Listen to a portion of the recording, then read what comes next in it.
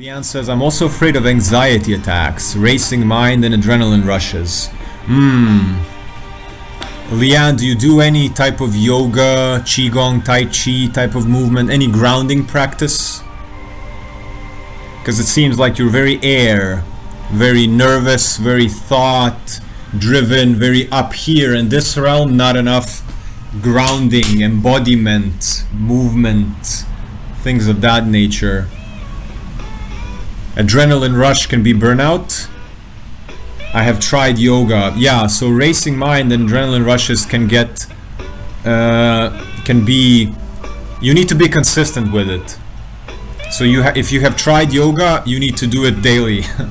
You need to do some type of grounding, moving type of modality daily to get to calm yourself down, because you're very air element. Air element is thoughts and nerves, and it's very up here, air, you know, like a balloon, very airy, racing mind. You're about to be disconnected from the earth. So you need the opposite. You need to ground and anchor and be safe and inside the body more, because you're a lot in the air element. You need more water, more fire, more earth. So definitely come next week to one of the elemental moving meditations.